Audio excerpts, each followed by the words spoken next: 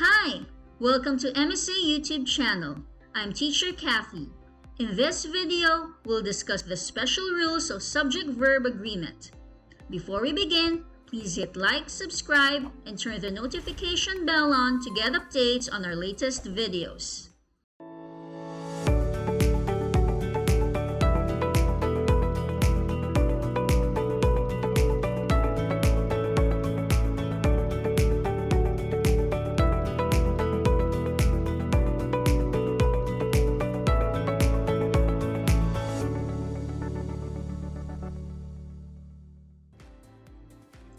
Subject-verb agreement is important because it ensures the clarity and precision of our message.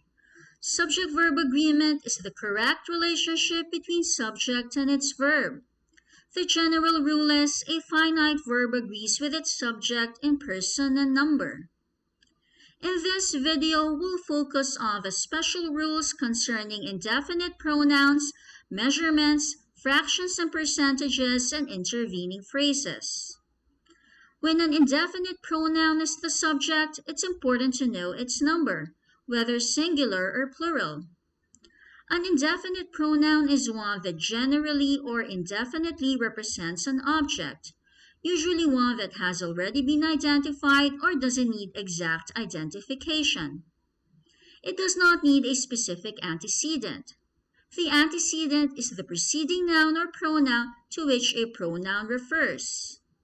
As already mentioned, an indefinite pronoun has a number, singular or plural. First, singular indefinite pronouns take a singular verb. The singular indefinite pronouns are one, another, the other, each, every, nobody, no one, nothing, little, much, either, neither, anybody, anyone, anything, everybody, everyone, everything, somebody, someone, something. For example, every participant receives coaching. Neither of the volunteers needs to work on-site. Everybody has attended a workshop. However, note that sometimes in informal prose, an indefinite pronoun that is normally singular may carry a plural sense. For example, nobody left the room after the workshop. They had many questions. Everybody understood the challenges, but they were anxious to learn the basics. Second, plural indefinite pronouns take a plural verb. The plural indefinite pronouns are both, few, several, many, others. For example, several are joining the theater workshop. Few of the attendees have an acting experience. Third, indefinite pronouns may either be singular or plural depending on the noun that comes after them. Hence, singular or plural indefinite pronouns take a verb that agrees with the noun that comes after them. The singular or plural indefinite pronouns are all, a lot, any, lots, more, most, none, plenty, some, such. For example, a lot of patience is needed in learning a new skill. Why were all the designs left unfinished? Can you use the correct verb in these sentences? Much of the book is fictional. The correct verb is because the subject of the sentence much is a singular indefinite pronoun. Many of the blueprints were inspired by Moroccan patterns. The correct verb is were because the subject of the sentence many is a plural indefinite pronoun. I'm always looking for ideas, but none ever come. The correct verb is come because the subject of the clause none may either be singular or plural depending on the noun it refers to. In this sentence, it refers to ideas. When distance, measurement, money, rate, or time are the subject, It's important to note that they are singular and take the singular verb.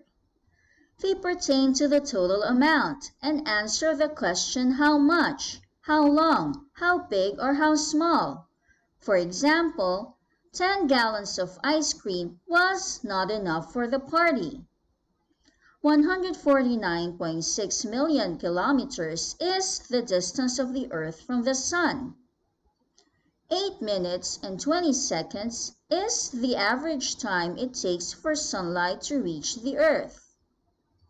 However, note that if distance, measurement, money, rate, and time are preceded by the article the, they become plural. For generally, they are plural when the focus is on multiple units, which answers the question how many. For example, the 10 gallons of ice cream that we prepared were not enough for the party. The 10 kilos of meat that we cooked were just sufficient.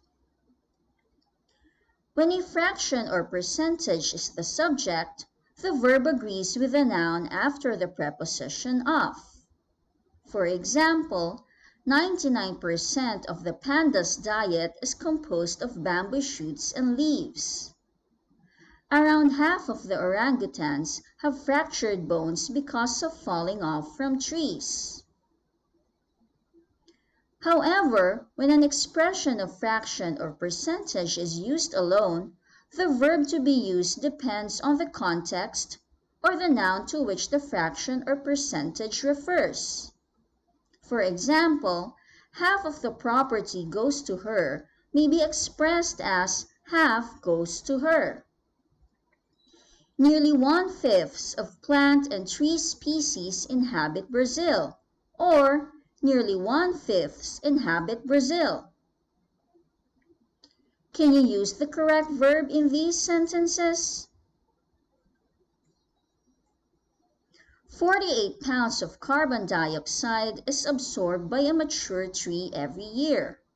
The correct verb is because the subject is a measurement of weight, which answers the question how much, therefore singular. 4% of the mammals in the world are wild animals. The correct verb is are because the percentage refers to mammals, which are plural. 1/4 of particulate air pollution comes from vehicles. The correct verb is comes because the fraction refers to particulate air pollution, which is singular. Sometimes an intervening phrase is connected to the subject of the sentence. An intervening phrase is found after the subject and is enclosed with commas. It begins with words such as along with, as well as, in addition to, including, together with, and other similar structures. It's important to note that an intervening phrase does not affect the subject's number in agreement with the verb. For example, Leaf Storm, in addition to No One Writes to the Colonel, is an important novella by the writer Gabriel Garcia Marquez. William Wordsworth, along with Samuel Taylor Coleridge, is part of the late school romantic movement. Can you use the correct verb in these sentences? John Keats, including Percy Bysshe Shelley, is a poet who died at a young age. The correct verb is because the subject is only John Keats. The intervening phrase, including Percy Bysshe Shelley, does not affect the subject's agreement with the verb. Louis Gleek, in addition to Olga Tokarczuk, has been the recent recipient of the Nobel Prize. The correct verb is has because the subject is only Louis Gleek. The connective phrase, in addition to Olga Tokarczuk, does not affect the subject's agreement with the verb. I hope you learned a lot from this video.